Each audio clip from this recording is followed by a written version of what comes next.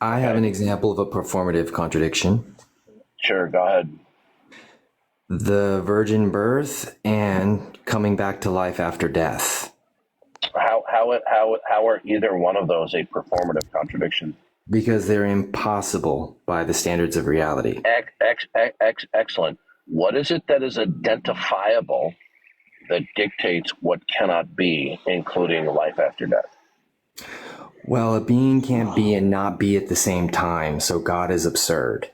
It's a contradiction in itself. No, you're not addressing my question. I'll repeat the question that you did not answer.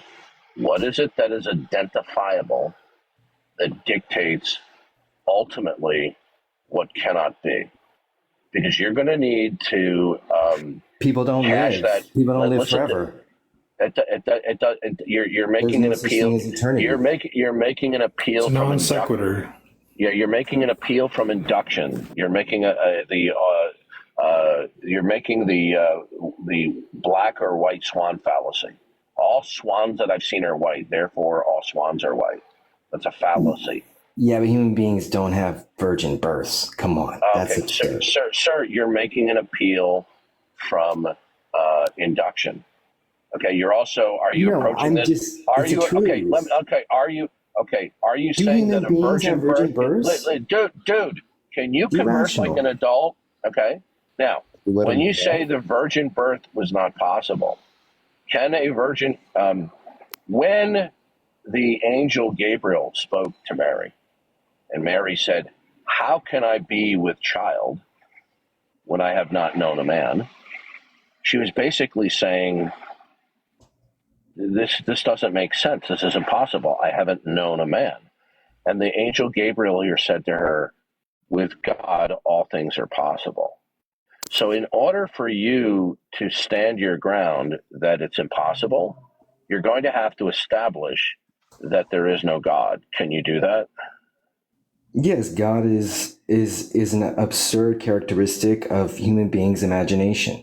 Why is it's an obsession? Okay. Let me ask you this question: If somebody believes that there's a fundamental ground of being that dictates what is and is not, is that absurd?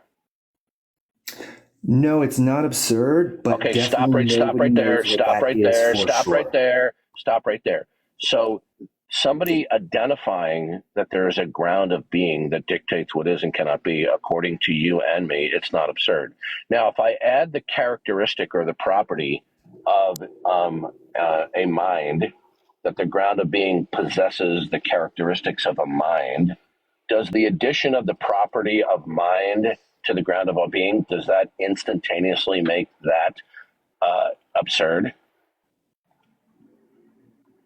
You don't know what you're talking about. You just have absolutely no certainty thank what you're talking about. Thank you for explaining what your position is. You don't know what you're talking about. What you're doing is you are deliberately prevaricating in this point. I asked you a question. If we add you're making it absurd. Everyone knows virgin births are impossible. Goodbye, little boy. Try again, little boy. Yeah, this is why I don't like debating with teenagers.